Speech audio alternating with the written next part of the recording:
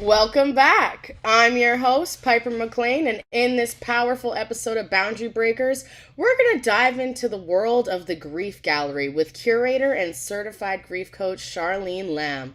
So join us as Charlene reveals how honoring loved ones through curated objects and personal storytelling can help us find meaning in the loss that is inevitable to our lives. From creating exhibits to traveled projects from Manhattan all the way to Lisbon, and guiding individuals in persevering through these memories, Charlene's going to show us how grief can be a canvas for connection, healing, and celebration. Let's imagine how we can turn something that is, a little bit crushing into something beautiful. So let's explore what that means. Charlene, how are you doing? So lovely to be here with you, connecting across the miles and the Mm-hmm. time zones. Mm-hmm. Yeah, so, I'm in Calgary, Alberta. LC is stationed in Vancouver. And where are you currently, Charlene? I am in Lisbon, in Portugal, Mm-hmm. and I'm originally from New York City. So I'm Mm-hmm. not originally Portuguese, but I Mm-hmm. love being in Portugal. Yeah, So what's it like being, kind of nestled into a whole different sort of culture and lifestyle? I've lived in and traveled a lot. Even when I was growing up, my mother was a travel agent when I was little. So I Mm-hmm. grew up in a family that loved exploring different cultures and experiencing different things.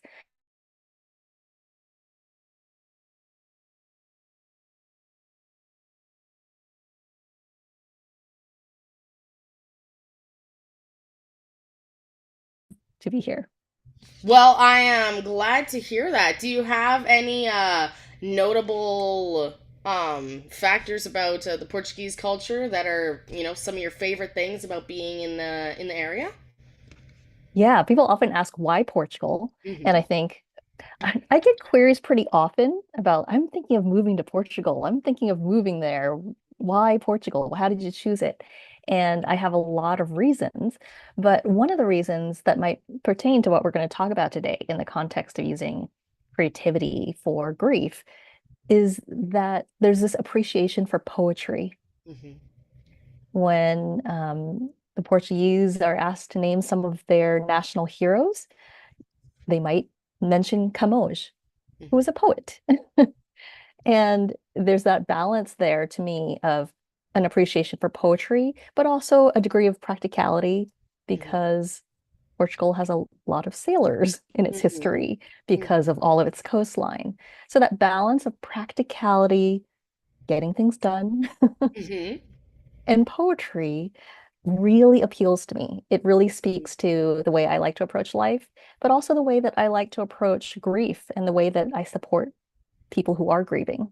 And while we're talking about, all the coasts and the sailors and all that rich history, the ocean is something that is so like profound and meaningful in so many different art forms and acts of expression, like poetry. But has that had an impact on, kind of your work and what you're focusing on?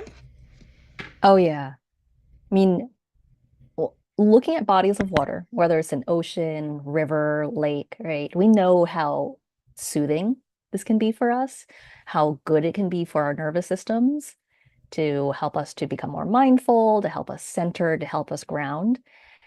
And that's always something that I've loved. That's something that my mother loved. And we have a view of the river here in Lisbon, and it's as wide as a bay. Like it looks like a bay. And it is such a source of comfort for me. And that's really important. I think when we get into the idea of, oh, how do we hold space for grief? Hmm. How can we sit with the discomfort of emotions like grief, like sadness, like anger, like uncertainty? Finding ways to center ourselves and to help us to feel more grounded and safe Hmm. and centered is so important. So, yeah, I'm not a great swimmer, but I Hmm. love being by the ocean. I love Yeah. looking at the ocean and I can standing like relate to ankle deep. that. Me too. I've never been a great swimmer. Maybe that's something we should work on because, imagine I don't know, a life or death situation where we're gonna need to swim.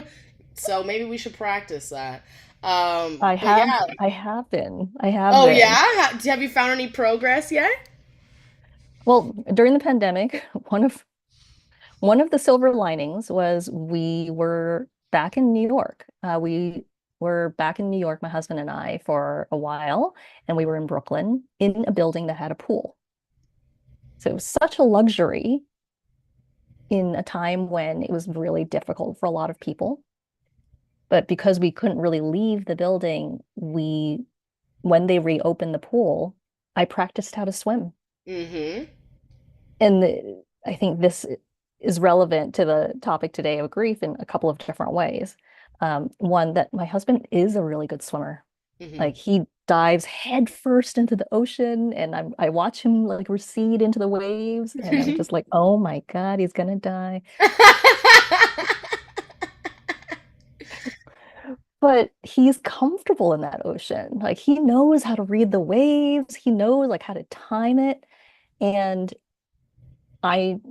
not that way. I Mm-hmm. did not grow up swimming in the ocean. So one, I wanted to increase my comfort level and my skill level, Mm-hmm. but also it represents a little bit of our differences in terms of our comfort with hard emotions as well. We're Mm-hmm. the opposite for that. Mm-hmm. I I'm willing to see. go like dark and deep into kind of the ugly parts of being human and how do we cope with that? Whereas my husband, a lovely, lovely man, is not comfortable with that. But either way, there's an aspect of how we've stretched and kind of expanded our capacities, right? I've Mm-hmm. gotten to be a better swimmer because I do want to be able to go to the beach more and enjoy that without being too scared. And over time, he has expanded his capacity to talk about some of the darker things, to talk about mental health, to talk about therapy concepts. Mm-hmm. When there was a time when he was really like was not comfortable talking about this. And this really became a factor when my mother died. Mm-hmm. And he didn't really know how to talk about grief. He really Yeah. didn't know how to support me in the way that I wanted or needed. Mm-hmm. And that's such a source of conflict when people experience major loss and they Mm-hmm. don't find that kind of support that they expected or Yeah. that they wanted because the people around them either were not comfortable with grief, were not comfortable with their pain, or just didn't know. So they Yeah. didn't say anything. Mm-hmm. So, yeah, thank you for the ocean question. It's fun to kind of explore that aspect too. I know I'm like getting all philosophical with it, like the waves and the currents, like they can be so violent at times, but inevitably it's still gonna still out. And Mm. think about how that could even reflect on our own grief, emotions, especially the prickly ones. I had a bit of a morning with my landlord, and then I ended up getting big with it. And then I just had to sit back afterwards and I'm like, I wish I didn't do that because I'm wondering how that's going to impact their day, their mind, and that stuff. So now that I'm even back out, I can't take back all those, Mm. uh, crazy waves that I was going through. But Yeah. so that's the reason I love the use of metaphor. I think it's really great for allowing people to understand what is really going on in a way that they can picture and they can feel and involve themselves in. So I think the ocean's one of the greatest ones to do that with, right? Yes. There are a lot of great metaphors for grief, that the ocean is one that resonates with a lot of people. Mm-hmm. And the idea of that is that grief comes in waves, Mm-hmm. right? Mm-hmm. It's a common misconception to think that, oh, you grieve and then you are done, right? Mm-hmm. You graduate from grief and you finish the task of grieving, even in the context of the US elections that happened this week. A lot of the social media discourse has been statements that mean well, that Mm-hmm. say something like, today we grieve, tomorrow we fight. Mm-hmm. I appreciate the sentiment, but it also conveys a misconception about grief. Mm-hmm. as if we confine grieving to one day, we make a time for it, and then we set it aside, we lock it away, and we're done. And that's not how grief works. If Mm-hmm. we use that metaphor of the ocean or the analogy of the ocean, that grief is like the ocean, there will be more waves. Sometimes they're huge and they're going to knock you over. Mm-hmm. Sometimes it's like a sneaker wave where you think like, "Ooh, I'm doing fine," and then you get knocked over. Yeah. Sometimes it's more gentle and you're like, "Oh," and then another wave might come again. Mm-hmm. And nothing's gone wrong there. Mm-hmm. That's just how grief works. Mm-hmm. So, yeah, a lot of great metaphor and ways to think about grief through that ocean analogy. Yeah. It's complex, and that's what I love about it. So, while we're on the topic of, misconceptions, as, kind of the professional, and, the you've done the research, you've done the time, you've talked to the people. What is grief? What are some common misconceptions about it, and how does it manifest in our lives? Yeah. And it's so interesting.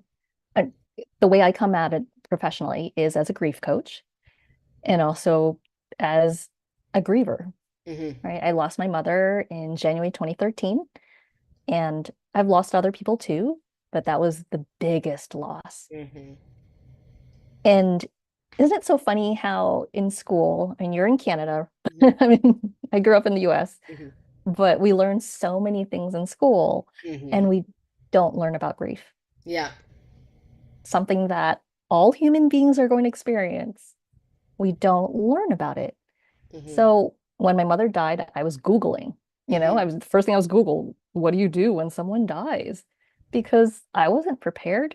Mm-hmm. I didn't learn about this in college. And what I find fascinating is that there are so many definitions of grief. I'm in the process of finishing my book, and part of that has been researching, okay, I talk about it this way. How do other people talk about it? And there are those ranges. Mm-hmm. The way I define it is grief is the natural response to losing anyone or anything that you're attached to. So anyone or anything. So that could be a person who's important to you. It can be a pet. It can be a place. It can be a plan. It can Mm-hmm. be an identity. It can be a role, like if you lose your job, right? It can be a relationship, if you break up with a friend, if you have a divorce. So anyone or anything that you're attached to, when you lose it, you experience grief. And notice that I said a response, Mm-hmm. right, versus an emotion. Yeah. Because I think we tend to think of grief as just an emotion. I mean, or we name it like, oh, grief, anger, sadness in a list of emotions. Mm-hmm. I personally think that grief is an emotion, when like you feel that pang of grief, Mm-hmm. even if it's something like your favorite restaurant has closed You're and like, you feel oh. this, yes, like that pang. And I'm like, Mm-hmm. I'm like, I would name that as grief, Mm-hmm. that feeling. And when we say that grief is a response, it's because when we have a major loss, like something that really rocks our world and really shatters our view of our lives and how the world works, the responses are way more than just one emotion. Mm-hmm. Right? It can include anger, sadness, resentment, guilt, joy, relief. Like you were saying at the start about the canvas, it's Yeah. so many colors. There's Mm-hmm. so many textures to grief. So it's a response that includes the whole range of emotions, but also thoughts, behaviors. It changes like how we think.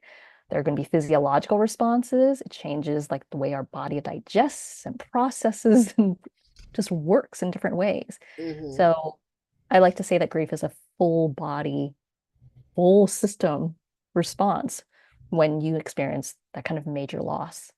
Mm-hmm. And it is full body, and even beyond that, it takes over your whole psyche, right? And I think this is very interesting because I feel like when you're younger, like when you're a kid and you experience loss, it's not going to hit you for a while. And then, like, so I lost my poppy when I was super young, and like, obviously I loved him, but I didn't really know him as a person, and he didn't really know me as a person. But now I think back to, some like everyday things, and I'm like, oh, he would so love this, or he would love to meet this person that I'm with. Um, and it's just like I feel it more heavily now than when it actually happens. So, do you know what the kind of correlation between age and grieving is, or can you Yeah, how explain old it? were you? I think I would have been probably 12 or 13. Hmm. Yeah. Mm-hmm. Interestingly, I'm taking a training later this month on children and grief. And if you're the kind of griever that really likes to do research, right, that can be a way that we channel our grief is to do research and to do things. Mm-hmm. I highly recommend the website What's Your Grief. Okay. They have amazing, it's what'syourgrief.com. They have amazing articles, but they also have trainings for both professionals and for grievers and different kind of support communities. Mm-hmm. So they're hosting a training more for professionals on children in grief and the Mm-hmm. different ways that children grieve, because my clients are adults. So Mm-hmm. that's really where I've focused, because I lost my mother in my 30s. So most Mm-hmm. of my clients are 20s and up, Mm-hmm. and usually more like 40s and 50s, where people are losing parents, people have lost spouses. Mm-hmm. But what I do understand of children and grieving is that we really didn't know for a long time. Mm-hmm. Not we, who's we? But I'm just saying, in the last couple of decades, there's been a lot more research on how we grieve. Mm-hmm. When we think of something like the 5 stages of grief, really popular, a lot of people love to name it, it's really outdated, that Yeah. way of thinking about grief. In the last 30 years, there have been so many more advances in the way that we understand how we grieve, including how children grieve. That depending on the age of the child, they might not have the capacity to even understand Mm-hmm.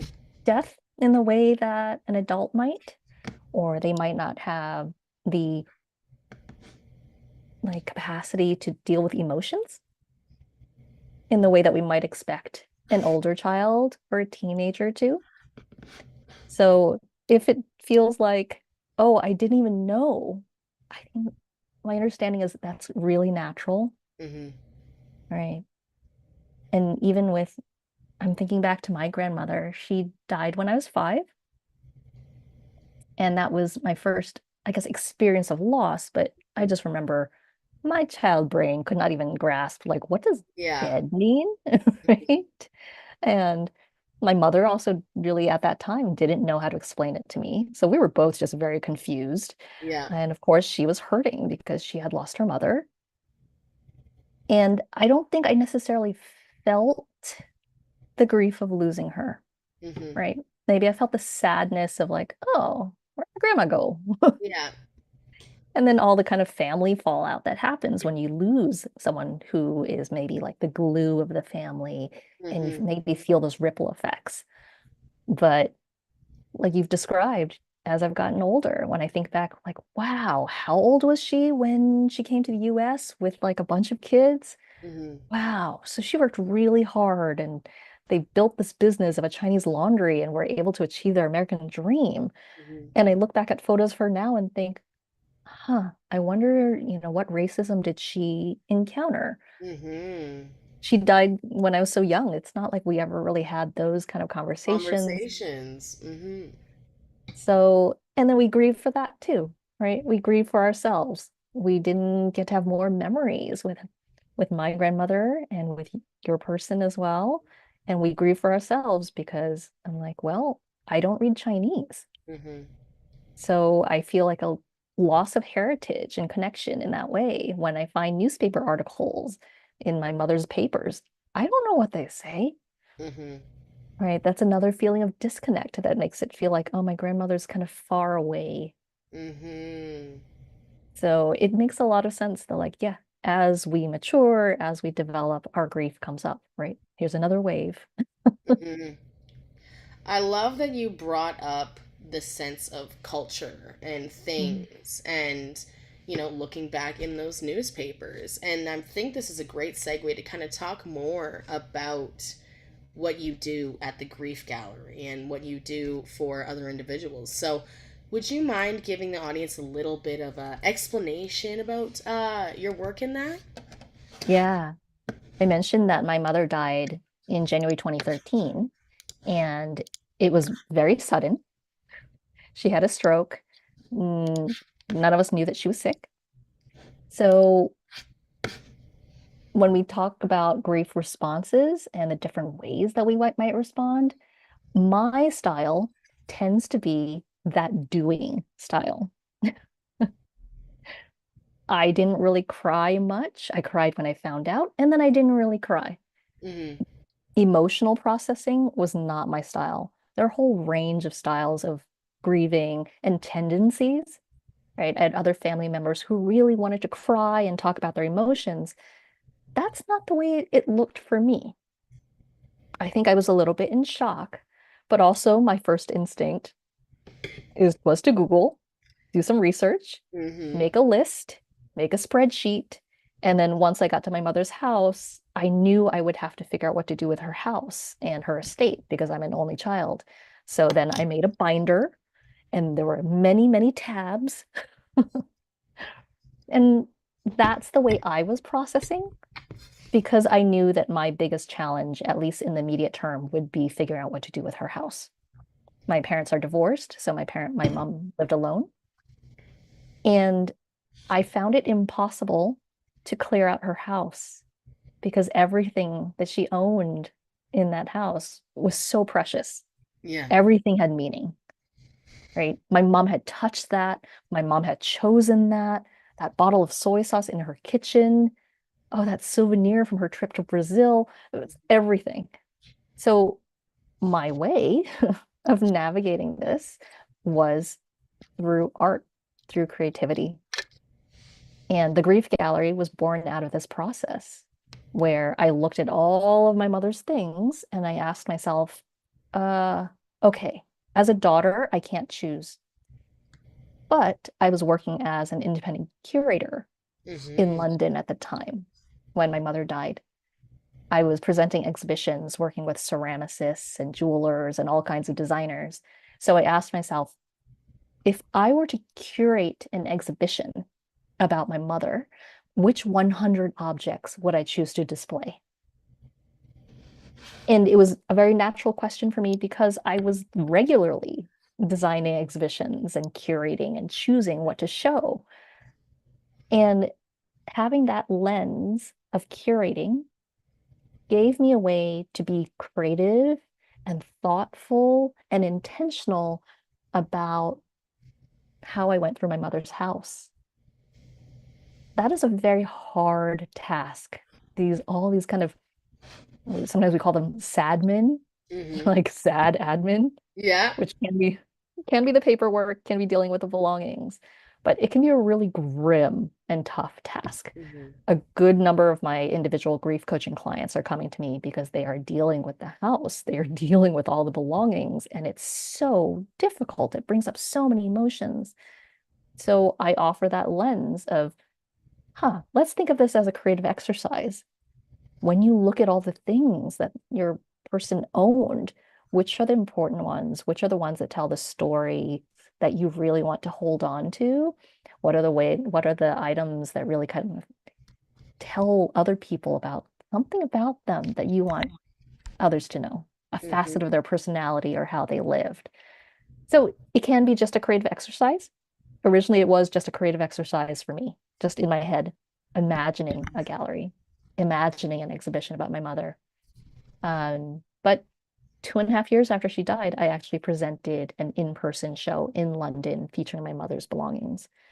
And that was really the start of the Grief Gallery, which presents exhibitions about grief and loss, featuring those belongings and meaningful objects.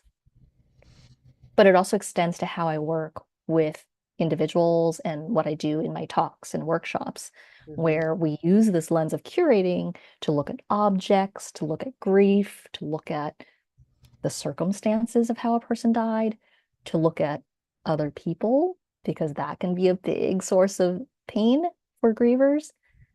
And using that lens of curating just gives us a different way to see things, Mm-hmm. different way, a different perspective, a different angle that Mm-hmm. can be really helpful when we experience something as disorienting as this major loss.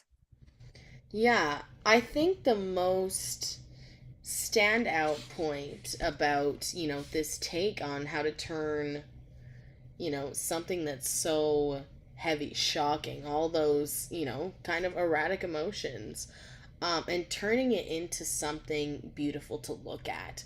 I think that that is such an amazing way to not only process through, these feelings and, these emotions, and, your life's going to change afterwards, but it's also a way to, come to appreciate everything that that person was. So how are you able to, kind of incorporate the individual and their loved ones when you are doing some of these exhibitions? Yeah. Beauty is really important to me. It's always been like a source of solace, a source of comfort and inspiration. My mother loved art. She Mm-hmm. loved beauty, and I grew up going to museums. So that was another reason that the idea of a museum or Mm-hmm. an exhibition, an art gallery really appealed to me Mm-hmm. and felt comforting to me as something to imagine after she died. But also, what I think we offer is I like to say that yes, it's about beauty, but it's not like we're forcing beauty, Yeah. right? Another misconception about grief is when people jump straight to, let's make meaning of their lives. Well, at least they lived a good life, we'll look on the bright side. And sometimes we actually call that bright siding, Yeah. where someone's like, I'm devastated. This Mm-hmm. person I lost. I'm devastated. This job that I thought was my dream job is being taken away. Mm-hmm. And we tend to want to make them feel better. People think that our job as supporting someone who's grieving is to make them feel better. Mm-hmm. So we might say things like, well, at least you had 3 good years at that job. At least they died doing what they loved, Yeah. right? And some people can access the beauty straight away, but I think it's an it's the potential of finding beauty. It's not forcing beauty, but finding beauty, noticing it, and when you feel up to it, creating beauty. Like you said, at some point, someone might be saying, oh, I don't think I can curate an exhibition about my person. I don't think I can create or commission a piece of artwork about them yet. But now I have the hope that at some point I will, that Mm-hmm. at some point I might be able to find beauty, that at some point I might be able to create beauty, that at some point I won't feel the way I'm feeling today, and that I will be able to transform something that's so difficult and painful into something that feels easier to experience and to carry. Mm-hmm. 100%. 100%. It makes it easier to digest when it's turned into something that is like objectively, wow, like I'm walking through someone's life. Look at this, unique piece. Let me think about the story behind that. And that's the beauty behind art, because as a viewer, maybe you can sometimes tell and interpret what the artist had behind it, but it's going to impact you in the way that you need it to impact you, because that's already where your subconscious is going to take you. So Yeah. I'd love to hear if you have any stories or experiences that you think, yeah, I'm glad that this is what I'm doing. Yeah. Yeah. And thank you so much for naming that about interpretation and like the artist's intent. Hmm. Because you're totally right. Hmm. When we go to an art exhibition, when we go to a gallery and we see a piece of art, There's the artist's intention, Mm-hmm. and maybe there's like a wall label from the curator or from the artist themselves explaining what the intention was or what the inspiration was. And we get to bring our own viewpoints, Mm-hmm. right? We're bringing our own lived experiences. We're bringing our own perceptions of how we see the world to the way that we see that piece of art. And we interpret it in different ways. So I recently did my first exhibition here in Portugal. Mm-hmm. It was at Lisbon's biggest public hospital, and I had partnered with their palliative care team Mm-hmm. in the lead up to World Hospice and Palliative Care Day. And palliative care is really about helping people with pain and to Mm-hmm. alleviate pain and to manage pain. People tend to group it with hospice, Mm-hmm. and even hospice is a little bit misunderstood. That people think palliative care means that that's when a person is dying, but that's not always the case. Palliative care can also be very helpful when someone has a chronic condition where pain needs to be managed. But it was an amazing exhibition and experience because this was really for the hospital workers. Mm-hmm. We had the grief gallery set up an exhibition in the entryway in a big hallway where the workers come in. So it Mm-hmm. wasn't so much for the patients. And doctors, nurses, healthcare workers, even a patient contributed items because that's actually a very important part of what the grief gallery does. I tell my stories of my mother and I show her belongings, but they're really as an invitation Mm-hmm. for others to share their stories. Tell me who you're missing. Tell me what hurts. Tell me how you're remembering them. Mm-hmm. And people brought in their meaningful objects and belongings. And I say meaningful objects because you don't actually need the belongings to curate, right? Not everyone's going to have access to the actual belongings, but you can have something that symbolizes, you can have something that is meaningful to you.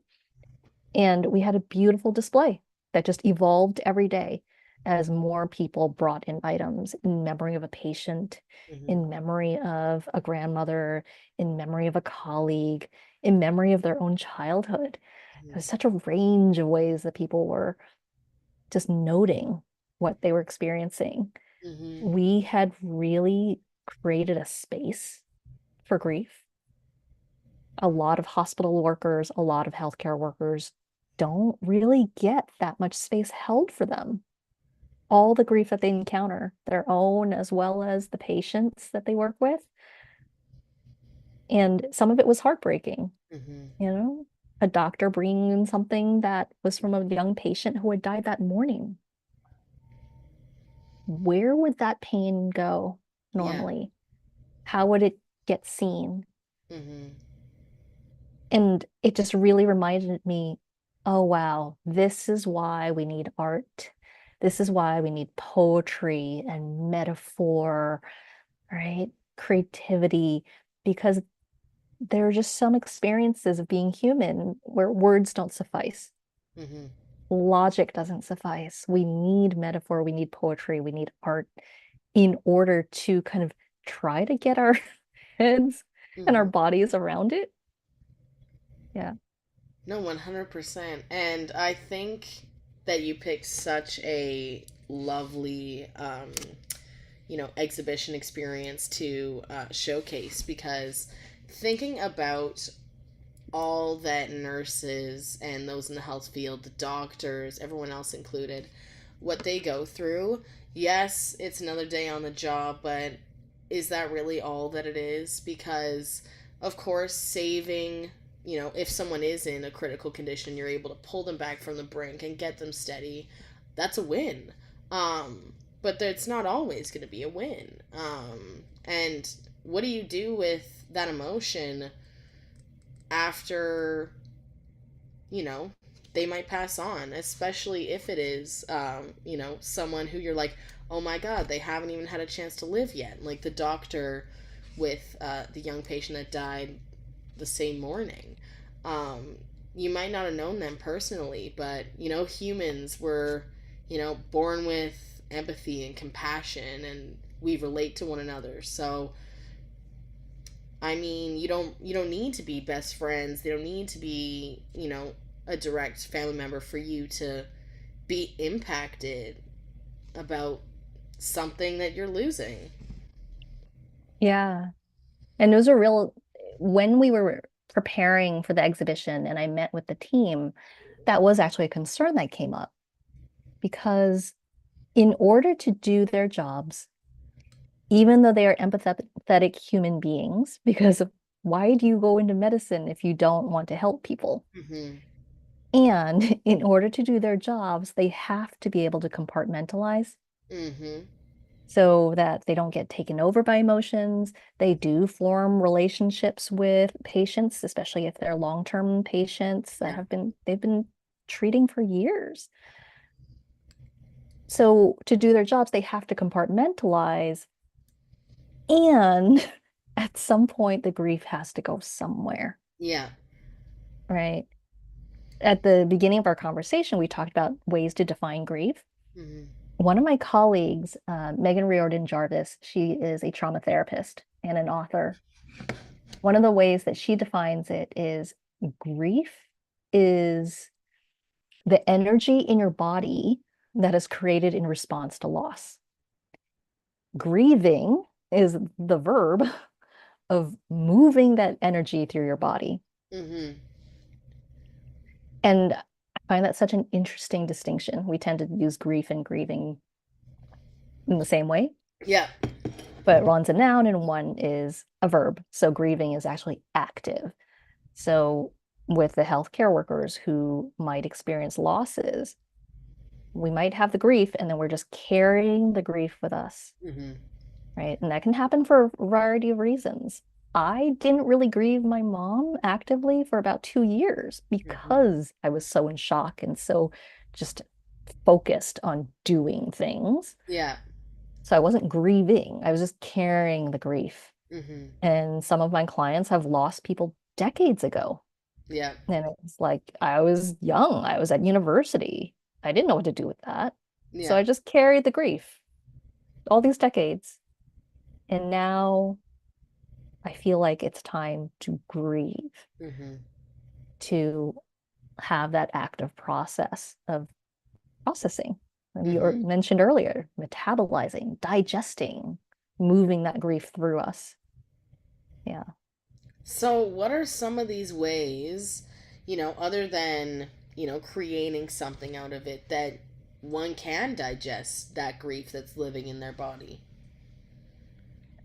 It's interesting because I tend to go visual because I'm very visual, Mhm. even in the way, in the language that I use. I see this, it Mhm. looks this way to me.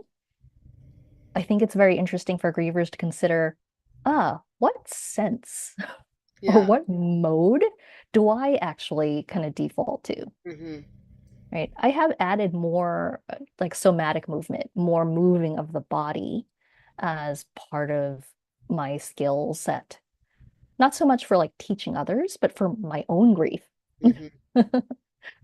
Very handy for grief, also really handy for anxiety, really good for calming our nervous systems, for moving through whatever kind of energy, nervous energy, anxiety, even anger, right, through our bodies.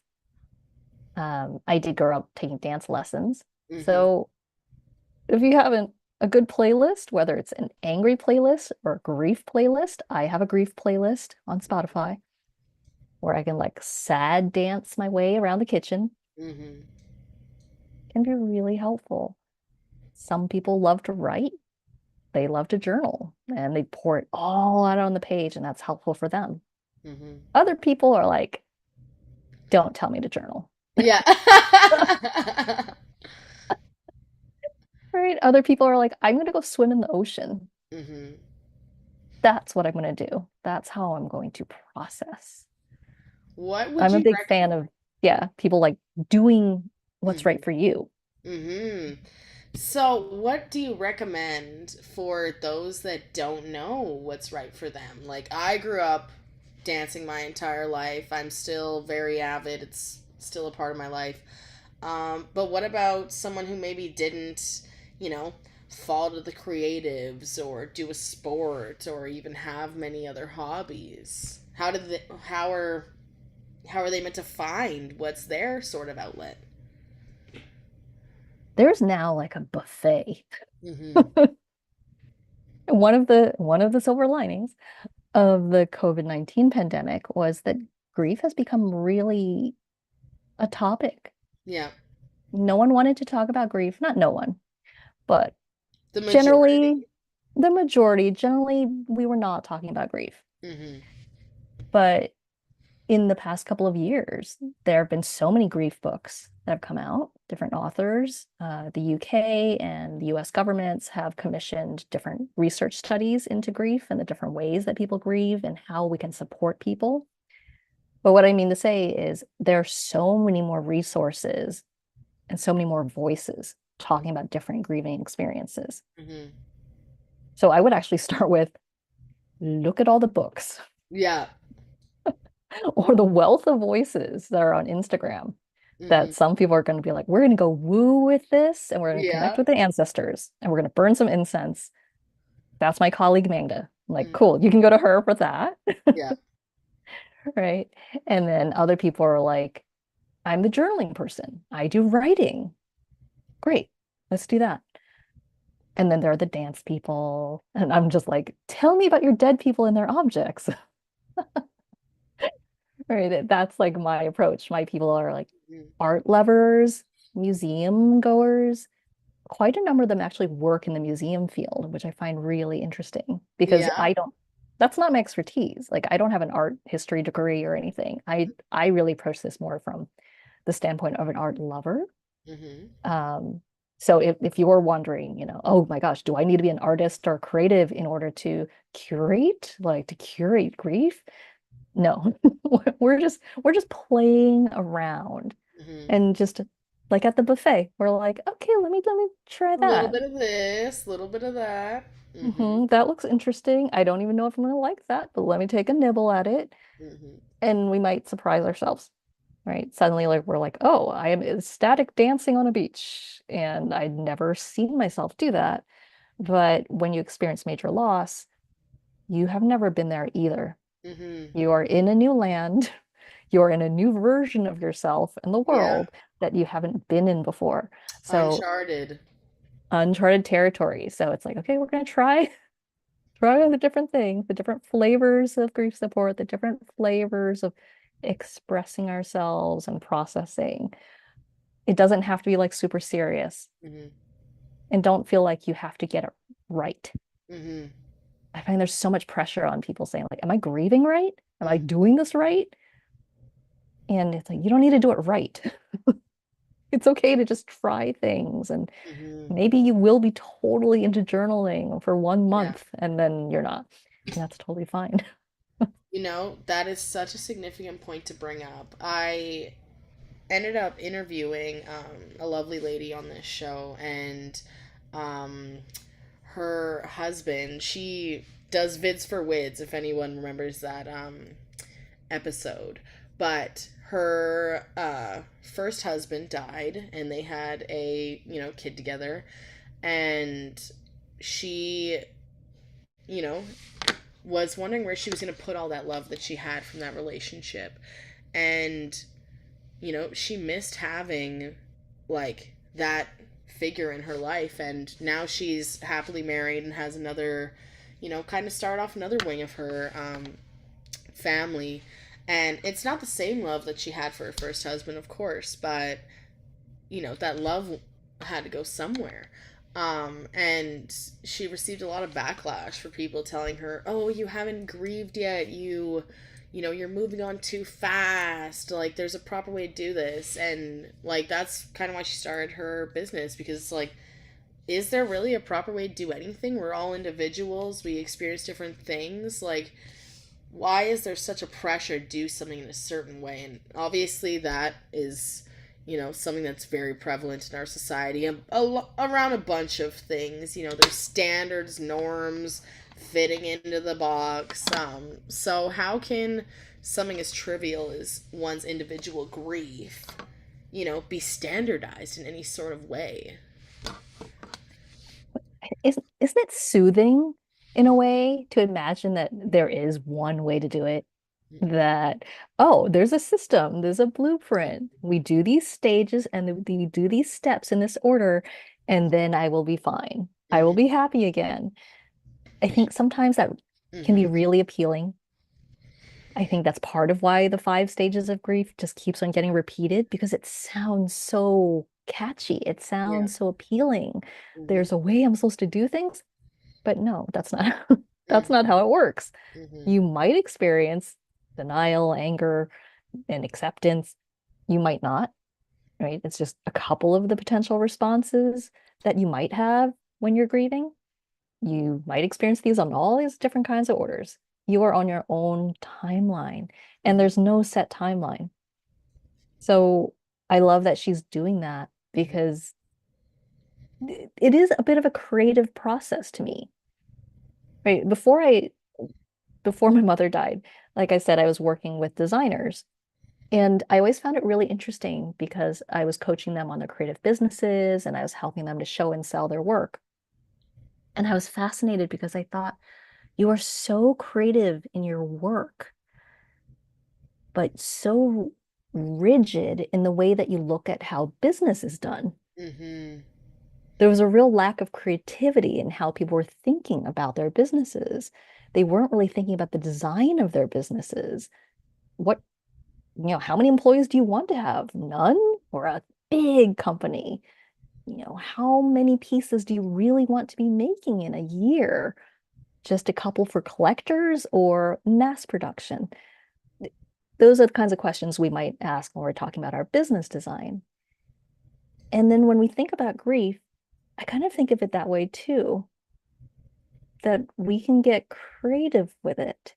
That yes, it might be scary to feel like, oh my gosh, we are now dropped into this empty expanse of life now, which looks Mm-hmm. so different than it did before, right? When Mm-hmm. you lose your life partner, when you lose your spouse, the vision of what your life was going to look like is poof, Mm-hmm. it's gone. Yeah. Mm-hmm. So you have to rebuild, you have Mm-hmm. to reconstruct your life. But I like what one of my colleagues says, where she says, for a lot of us, these major losses can feel like disasters, right? A natural Mm-hmm. disaster, a storm Yeah. coming through, and your house gets torn apart. And she says, okay, so then we rebuild, but Mm-hmm. we don't have to rebuild our house The exactly as it same was. way. Mm-hmm. Yeah, we can actually even rebuild it better, Mm-hmm. different, because we're now different people. Mm-hmm. So there's the art part of it about expressing ourselves, being comfortable, just doing things because we feel like it. Mm-hmm. And there's a design aspect to it. Mm-hmm. How do I want the rest of my life to look now? How do I want to experience the world Mm-hmm. now? So I find that really fascinating and really encouraging, that idea that we could design, that we can design. Mm-hmm. Yeah, the honestly, I'm taking it as, getting your power back, getting control back, that you can form it in your hands and create something beautiful, impactful from, the remnants of an old life. So I'm already building the building blocks in my head. I think I'm like you in that, where like I'm just, I could see it. And I feel like that's a motivating um, sort of, intention to help, kind of get things flowing. And I have a sneaking suspicion that you probably dive into this a little bit in your book that you're working on, which we talked about a little bit, but I'd love to just, really get the picture of, what's going on. And it's called Curating Grief, right? Perfect. So give us the spiel and like let us know about, all the upcoming dates and everything else and all that stuff. Oh, thanks. Yeah, the book is called Curating Grief, a creative guide to choosing what to keep after a Mm-hmm. loved one dies. Mm-hmm. And when I say what to keep, Sometimes that's the physical stuff, Mm-hmm. and sometimes it's the memories and the meanings and the stories. So Mm-hmm. it encompasses both. And it does offer the lens of curating to grieving people in a range of different scenarios. Because when we think about what is most challenging at any one moment for someone after loss, it can be very different. It can be someone who's saying, the thing that's most painful right now is dealing with the house. For someone else, it might be the thing that hurts the most is how my friends and my siblings responded, the things that they said or didn't say. It might be the friend, Mm-hmm. like an example you gave, saying, you're not grieving right. Mm-hmm. You should be grieving slower. You should be grieving faster. Mm-hmm. That might be what be most painful for someone. And for others, what might be most painful is feeling like they're leaving their loved one behind, Mm-hmm. Yep. right? And for someone else, they miss their person, but maybe there were complicating factors in that relationship. Maybe there was abuse, maybe there was narcissism, different factors that make their relationship with their person trickier for them to Yeah. think, you know, oh, I'm going to celebrate and honor them. That's what a lot of grief books kind of tend to default to. Mm-hmm. So I offer that lens of curating across all these different situations and scenarios, different ways to look at, oh, if I put on my curator hat and I look at the items, how might that help me to do what I want to do? When I look at the people in my life who are causing me a lot of pain, when I think about them, what are ways that I can access compassion Mm-hmm. for them potentially, but certainly for myself? What are ways that I can access what I need to do in order to live my life Mm-hmm. through that lens of curating? There are a lot of creative exercises, and I'm so excited about it Mm-hmm. because it, like you said, there is a thing about the power of it. Mm-hmm. Like when we experience loss, there's so much that's out of our control. Yeah. Someone's illness, someone's death, the Mm-hmm. loss of a job, the loss of a relationship, the loss of a pet. There's so much out of our control.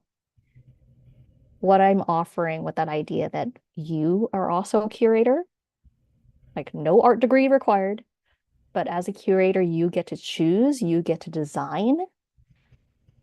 That says you actually do have choices. You actually do have control over some really big aspects of how you want to move forward with your life.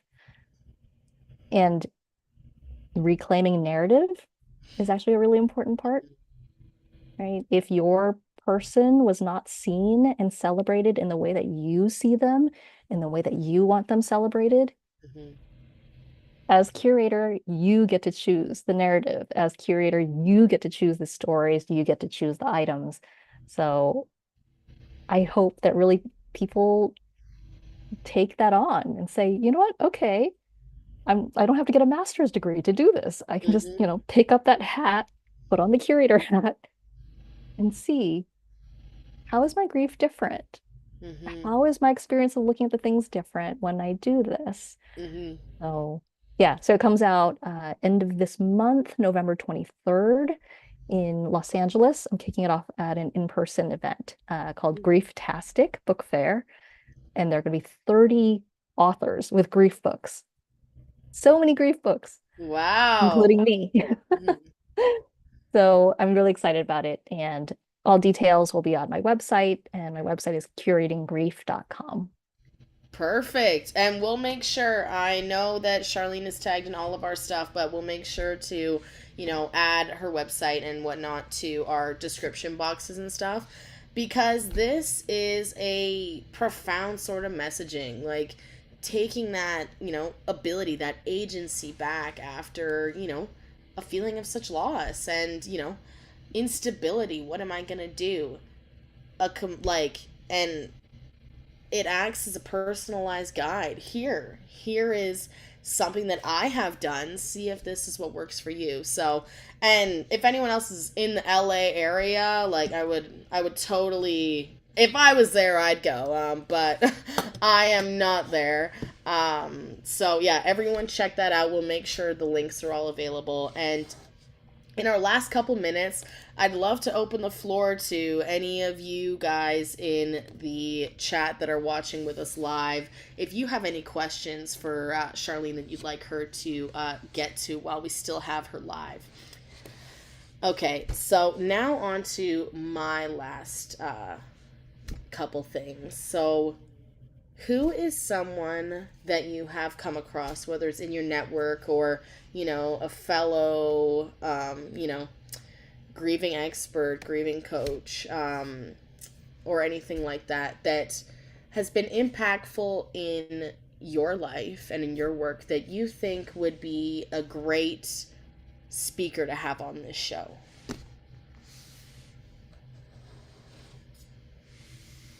Ooh, I like this. I've been lucky enough to kind of really build up my grief network. Mm-hmm. And so that ranges from the grief therapists who have written 5 books to people who are really kind of approaching this in different ways. My colleague Roshni, she has a platform called Cardamom, and Kavate is her Instagram handle, but she also has a platform called Marigold. Mm-hmm. She was a nurse, and she has a business partner who is also a nurse. And they, two nurses talking about grief. It's amazing. But it's not clinical. It's not from a medical point of view. The question that she likes to ask is, what is your grief craving? What would be delicious for you? And she does things like teaching her family's chai recipe. Mm-hmm. When we talked about senses earlier, it's like, oh, the smell of cardamom and cloves, and where does that transport us to? How does that help to soothe our souls and our bodies? I like to talk about her work as saying, people kind of talk about nutrition and eating well, which is really important if you're grieving. It's a full body experience, so we need to take care of our bodies because it's really hard on us physically. But Roshni's work is really about what is vital, not what is virtuous to do, but what is vital, what helps to sustain us, what helps to revive us, what helps us to keep going. And big fan of her work. Mm. And, beyond the smell, I feel like chai or anything that, it has warmth, you can feel it. It has taste, you can taste it. Yes. So, like, it's multifaceted. Everything is multifaceted if you look deeper into it. And I'm totally one for looking deeper. So, if you're looking for meaning in your life, look at the small things that you experience all the time. Like, nothing is as simple as it appears. And, we can really appreciate, the expanse of these quote unquote simple things. Yes. The cover of my book has a bottle of soy sauce on it, representing the soy sauce in my mother's kitchen. And when you think of that flavor of soy sauce, the taste, the smell, all that it might evoke, all that it ties back to my Chinese heritage and meals with my family, simple thing, simple ingredient. There's so much richness associated with it, behind it. Mm-hmm. So, yes, all the Yep. senses, all the little things, seemingly little things that mean so much. Yep, 100%. So, everybody, take your time to, kind of think a little bit deeper about things that, might just pass you by every day because, it's always more than that. I'd love to hear what piece of advice you have for anyone out there that might not be, processing and going through the grieving process, but just holding on to their grief. Yeah. I think when we say holding on, I guess a common way that people might phrase it is wondering if you're stuck, right? I feel stuck. to get curious and compassionate about it. When you say you feel stuck, stuck in which way? Mm-hmm. Stuck because other people say you're stuck? Because you're not grieving in the way that they want? Or do you mean stuck in a way that, okay, you do want ways to access your emotions more. You do feel the need to cry, but you can't cry. Mm-hmm. Then there's so many ways to expand on that. I'm not a medical professional, but I love therapy. So there's a whole spectrum of care available to you as a griever. Mm-hmm. That can be free grief support groups, that can be grief yoga, it can be a grief coach like me, it can be doing art therapy kind of techniques, and there's medication, there's therapy, other kind of support. Mm-hmm. Don't be afraid to look at that whole range of care that's available to you because you might need a range of that. Mm-hmm. I have clients who are working with a therapist and are getting medication for their anxiety. And together, we are spending time making space for their grief, Mm-hmm. getting them more comfortable with experiencing, talking about their grief, being with it, feeling it. So when we say stuck, let's soften the way we think about it and Mm-hmm. get curious about it to think about what kind of help and support might really be helpful for you. Mm-hmm. And I think it's really important that you mentioned, is it you that's stuck or is it other people that are telling you that you're stuck? I think that um, it is the influence that other people have on us is so significant. Um, self esteem, the way you even view yourself is, you know, most likely a reflection of how other people have treated you in the past.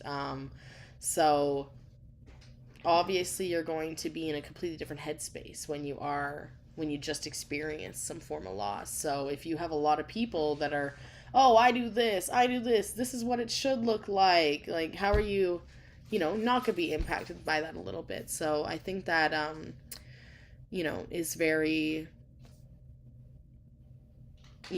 considerate. That just because other people are saying that doesn't mean that you need to fit their mold. Going back to what we said about, standardizing grief, systemizing what grief should look like. So thank you for mentioning that. Yes, thank you.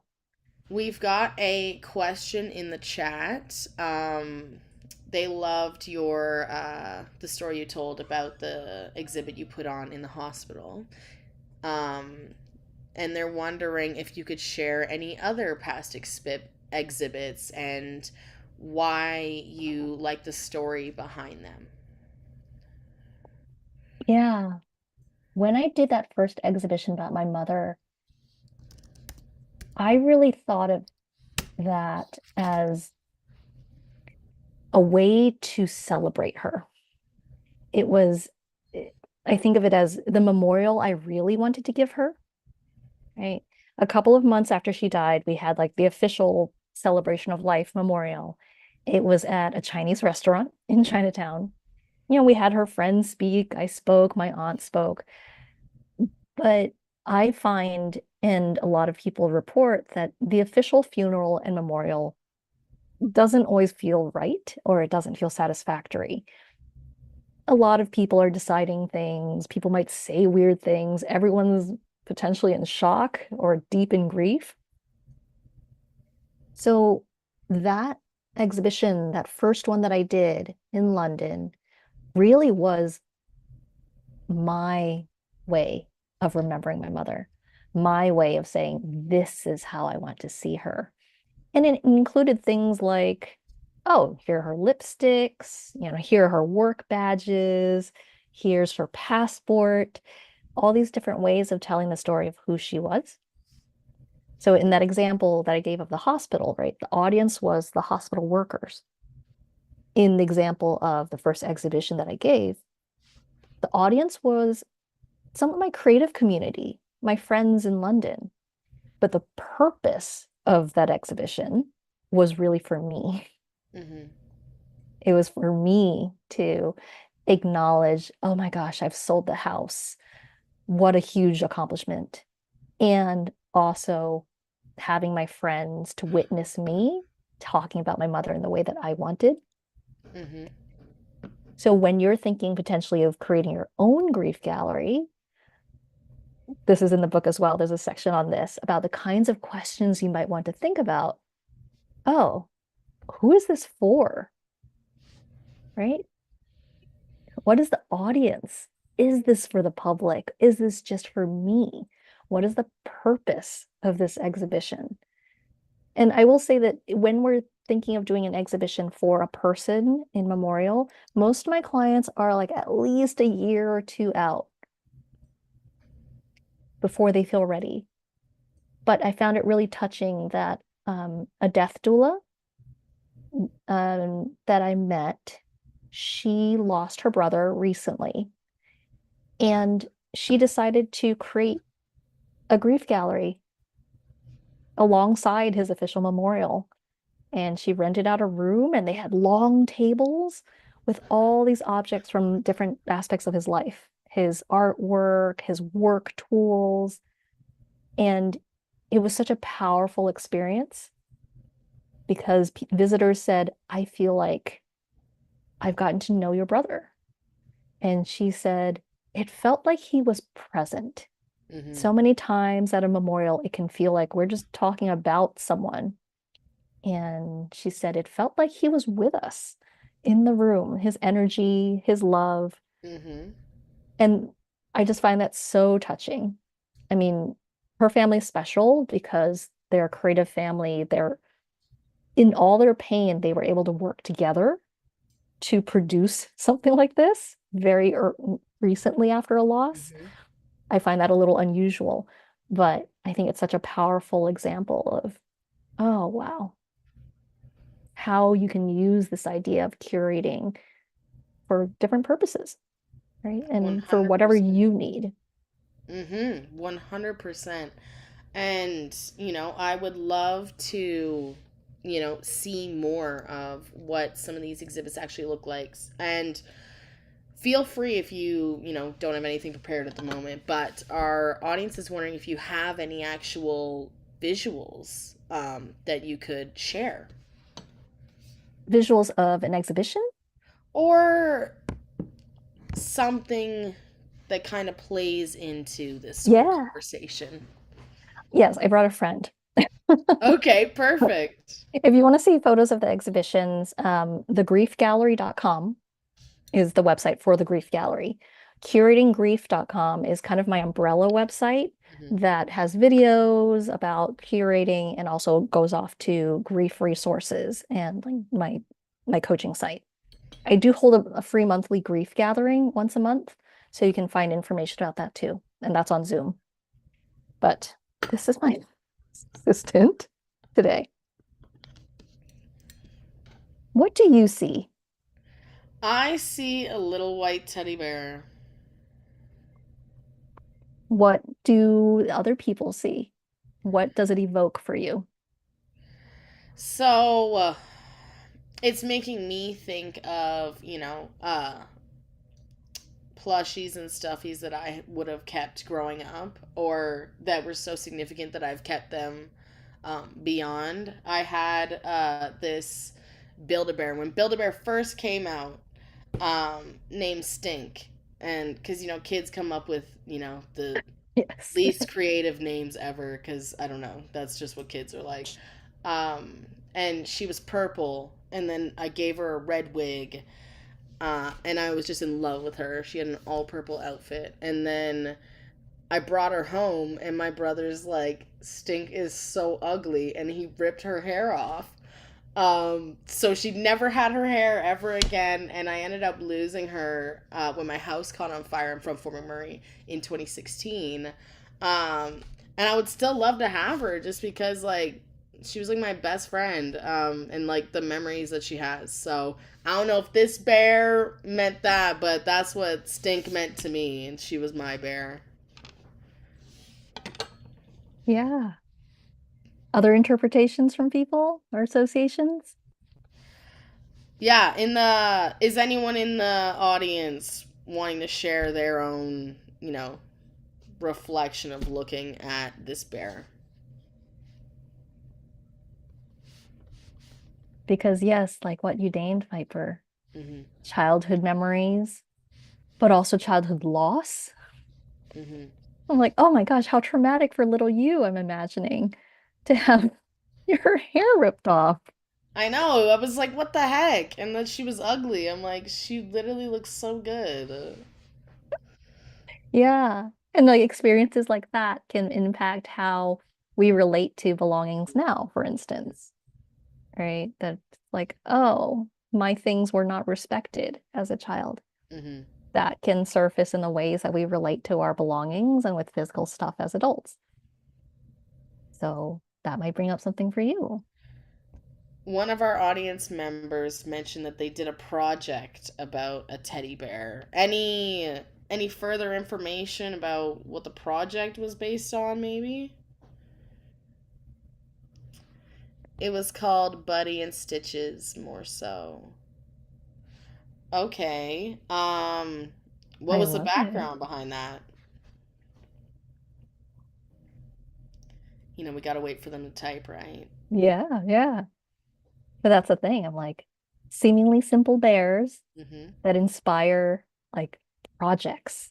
Mm-hmm. This is Pookie, by the way. Like everyone meet Pookie. Nice to meet you, And Pookie. and Pookie's probably older than you are. And Pookie had I don't actually know if Pookie is a his or her, but Pookie had their own passport. Okay. Like I made Pookie their own passport and with a drawing of a photo of Pookie and like a little bear drawn on it. And I had a set of rubber stamps and I would add rubber stamps to the pages of Pookie's passport. So I love it when they inspire projects. It's similar to you. Pookie represents childhood for me. Um, a little bit of loneliness that as an only child, sometimes Pookie would be my only friend, Mm-hmm. right? It's like I spent a lot of time. Also represents care when I think of, oh, there's this photo of me in the Caribbean in a hammock with Pookie in Paris, like on the bridge with Pookie.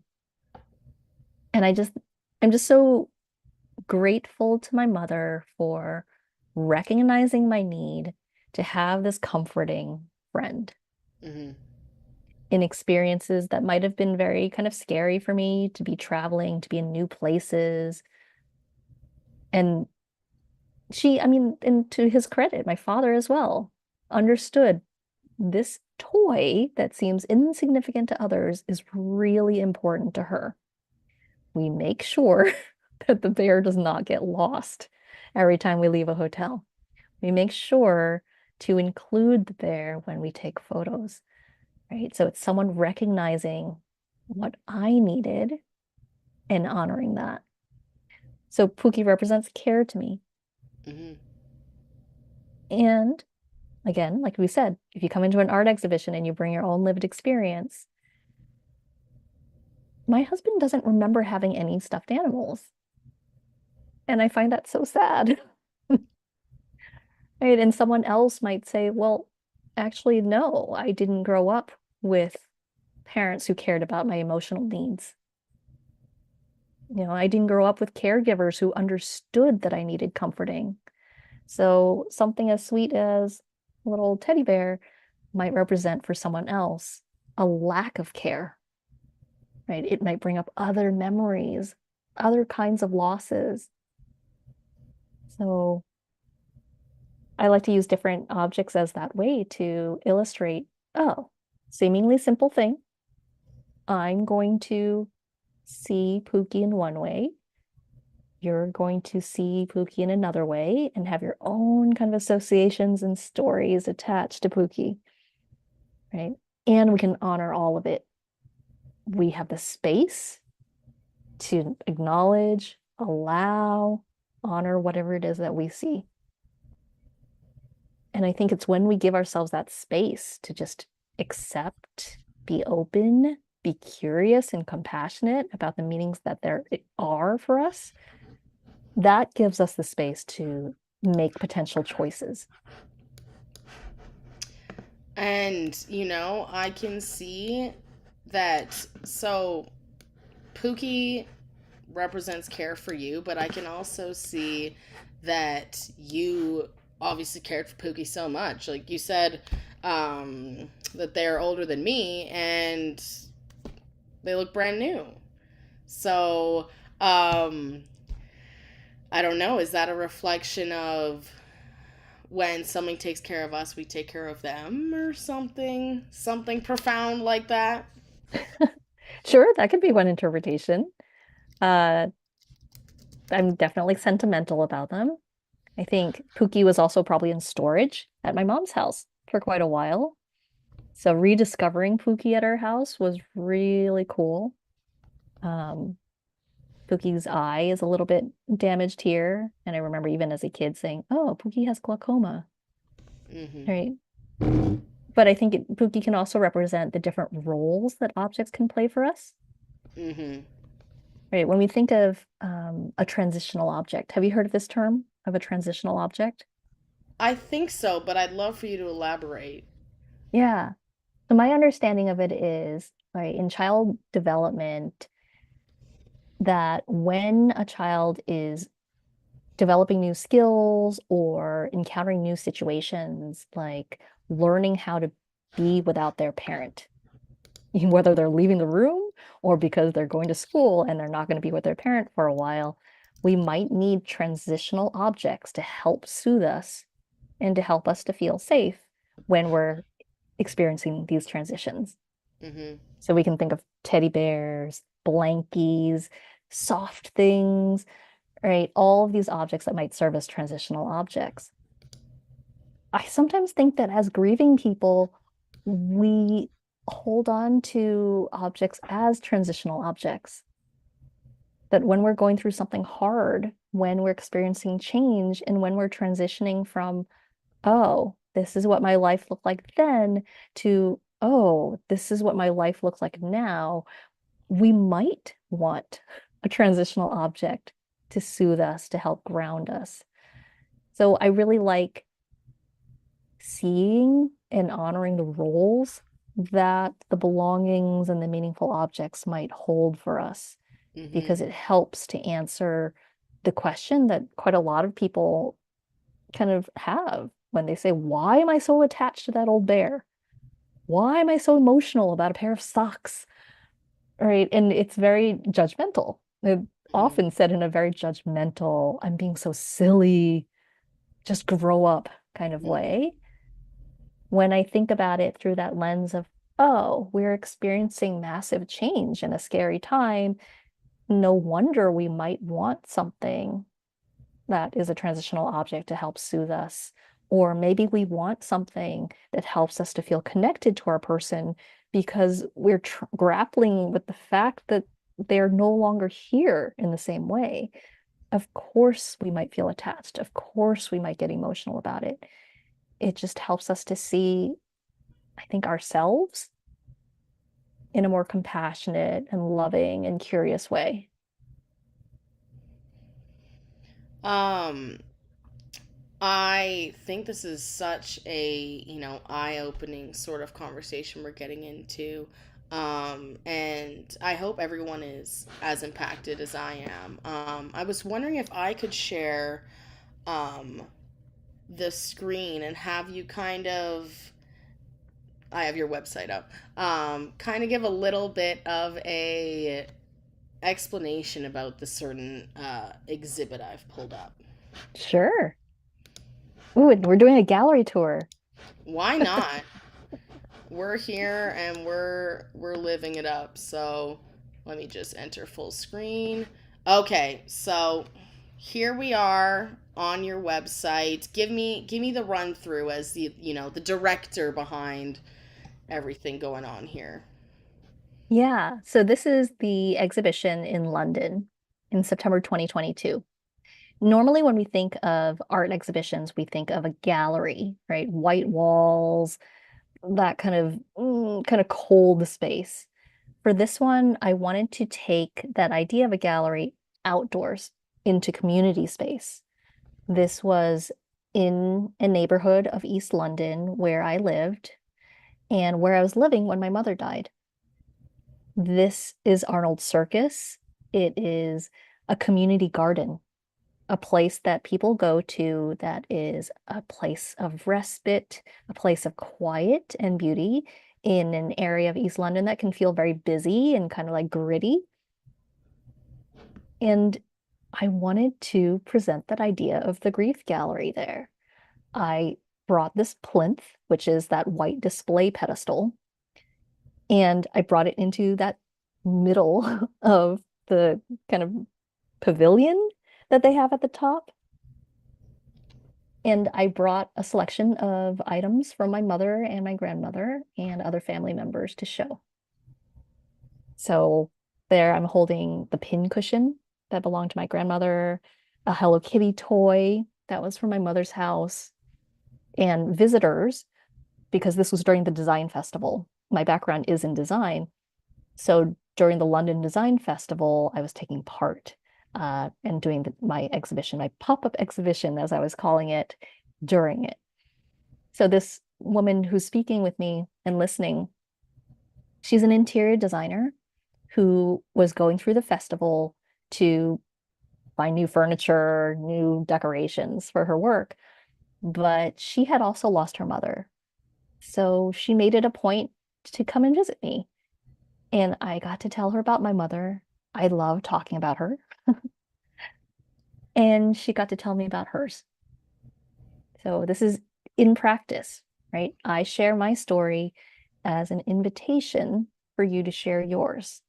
I share my objects as a prompt for you to consider what would you put on this display pedestal? What would you want me to see and recognize? The items on display here, they're airline items. So red melamine cups that I think my mother took from a plane. And the cutlery is, I think, Pan Am, which is a defunct airline that I'm pretty sure my grandmother took from the plane. And a set of salt and pepper shakers, also taken from a plane. And again, when we consider audience, this is a design audience. So I knew these objects would be objects of curiosity for visitors and people who were passing by. But to me, they represent my connection to my mother and to other family members who loved travel and apparently pinching items from planes. But it was so fun because all these Brits, because this was happening in London, were coming by and saying, "Oh my gosh, my gran has such a collection of items that she pinched from the train." And so we were all just bonding over our stories of various relatives with different travel items. And I think there was a time where people were actually encouraged to take these items. So it's not like everyone was just stealing items, Mhm. but it just reflected such an interesting range of experiences and the Mhm. memories that popped up for people. 100%. And I have a story about that too. So, you know how you always call like your parents their best friends, like your auntie, your uncle, whatnot. So my mom's best friend, my auntie Jody, obviously not true auntie, but auntie by choice is truer than any. And she passed away in a motorcycle accident a couple of years back, and um, it was her thing to whenever she would go on a plane that she would go into the bathroom and steal the like smoking ashtray out of it. So like they're these little collapsible ones with a flap top back when smoking in public spaces was, a thing. So obviously it'd be expensive to go and renovate all these different old plain bathrooms. So she started, a collection, and she had this huge just amount of these stolen ashtrays. And then after she died, me and my mom started doing it. I haven't been on a plane and I haven't done it in a while, but um, now that you've reminded me about it, I'm like, well, next time I'm on a plane, those ashtrays better watch out because I'm coming for them. Thank you for sharing that. That's a new one for me. The pop-up ashtrays. I know she was crazy and spontaneous and a beautiful person. So, I love that this reminded me of her. Right? And that's how it works. That's One exactly how it story works. sparks off another story, and we think of these objects as like, you can think of them as external items that help us to access what's internal. Internal, like the love, the story, the connections, the relationships. And that's really what's important, right? Yeah. What else do we have in here? Or have we come to the end of this one? I think we're probably at time, but You know, I've enjoyed this. Perfect. Thank you for reminding me. So, I'm kind of glad that we got a little bit of a glimpse and an opportunity to share with the audience kind of what one of these exhibits is like live. But I'd love to thank everyone for, coming and joining in, especially those of you that, felt comfortable enough to share some of your own stories in the chat. And I'd love to thank you so much, Charlene, for, teaching us a little bit more about how we can process and turn our loss into something so beautiful. I think that is something so profound that we should make more common in our world today. And I know I had an amazing time in this conversation, and it's just beautiful that I got to be a part of something like this.